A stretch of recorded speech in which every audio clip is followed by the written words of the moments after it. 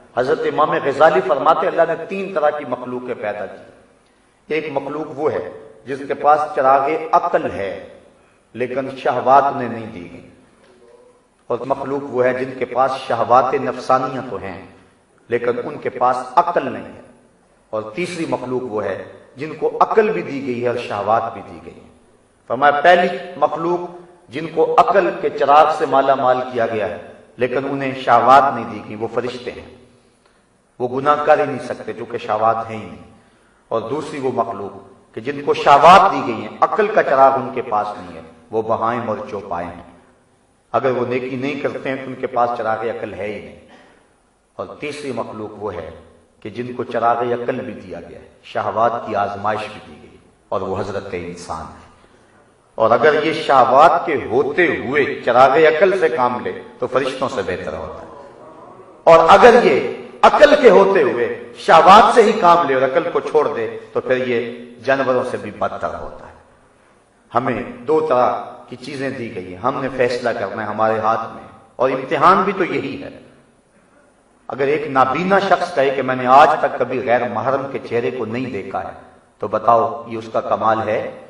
آج تک سینما گھر نہیں گیا ہوں، آج تک میں نے فلم نہیں دیکھی ہے تو بتاؤ یہ اس کا کمال ہے؟ ایک شخص پیدائشی نابینا ہے، اگر وہ کہے تو یہ اس کا کمال نہیں ہے۔ کمال تو اس کا ہے کہ آنکھوں میں بجلیاں رکھی ہوئی اور نظارے قطار اندر قطار ہیں، لیکن پھر بھی وہ نظر اٹھا کر نہیں دیکھتا اللہ سے ڈرتے ہوئے۔ کمال اس کا ہے۔ کمال اس کا نہیں ہے کہ جو پانی کے قریب نہ جائے اور کہے کہ میرے پر گیلے نہیں ہوئے۔ کمال تو اس کا ہے، اس مرغابی کا، کہ جو پانی کے اندر رہتی بھی ہے اور جب باہر نکلتی ہے پروں میں ایک قطرہ بھی جذب نہیں رہنے دیتی۔ انسان کو شہوات بھی دی گئی ہیں، آزمائشوں کی کائنات بھی ہے، قطار اندر قطار نظارے بھی ہیں، قدموں میں بچھ رہا ہے، آرزوؤں کا ہجوم ہے، جوانی کا باغپن ہے، زندگی کی رنگینیاں اس کو کھینچ رہی ہیں، لیکن وہ سب کو جھٹک کر کے کہتا ہے کالا معاذ اللہ، میں کبھی بھی نظر اٹھا کر نہیں دیکھوں گا، میرا رب مجھے دیکھ رہا ہے۔ وہ ساتویں کوٹڑی میں بھی زلیخا سے کہتا ہے کہ میں تیری بات نہیں مان سکتا، میں تیری بات مانوں یا اپنے رب کی بات مانوں؟ تو پھر اس کے لیے رب کی رحمتیں برستی ہیں اور انوار اترتے ہیں۔ اس لیے حضرت انسان کو امتحان کی بھٹی میں رکھا گیا ہے اور اس کو خوبصورت شکل دی گئی، اور اسفل السافلین کے اندر اگر یہ چلا گیا تو پھر یہ چوپایوں سے بھی بدتر ہے۔ ہم نے اپنی زندگی کو دیکھنا ہے کہ ہم کیسے گزار رہے ہیں۔ میں تو ایک بات کہا کرتا ہوں کہ اچھے مسلمان ہونا تو بڑی دور کی بات ہے، ہماری حالت تو یہ ہے کہ ہم اچھے انسان بھی نہیں بن سکے، جو اللہ کا ہم سے تقاضا ہے، ہم تو اچھے انسان بھی نہیں بن سکے۔ میں ایک دن جمعۃ المبارک پڑھانے کے لیے نکلا تو باہر ایک گدھا گاڑی کے پیچھے لکھا ہوا تھا جلنے والے کا منہ کالا، تو میں یقیناً سر پکڑ کے بیٹھ گیا۔ میں نے کہا ہم کس معاشرے میں جی رہے ہیں؟ ایک مزدور آدمی جو صبح سے لے کر شام تک مزدوری کرتا ہے اور بوریاں اٹھا اٹھا کے اپنی ریڑھی پہ رکھ کے اور اپنے بچوں کا رزق کماتا ہے اور شام کو گھر جاتا ہے، تو اس کے پیچھے بھی لکھا ہوا ہے، مطلب ہمارا معاشرہ اتنا گرا ہوا ہے کہ اس سے بھی حسد کرنے والے اس معاشرے میں موجود ہیں۔ تو جس معاشرے کی گراوٹ کا عالم یہ ہو تو وہ معاشرہ کیسے پنپ سکتا ہے؟ آج ہماری حالت جہاں تک پہنچ گئی ہے، بعض کا تکرار کے ساتھ ہو جاتی ہے، لیکن جب بیماری ہو تو بار بار دوائی ڈاکٹر کو وہی دینا پڑتی ہے۔ معاملہ یہ ہے کہ آج ہماری حالت یہ ہے کہ اگر کوئی باہر واٹر کولر نصب کرتا ہے تو اس کے ساتھ جو گلاس رکھتا ہے تو اس کو بھی زنجیروں کے ساتھ باندھ کے رکھتا ہے۔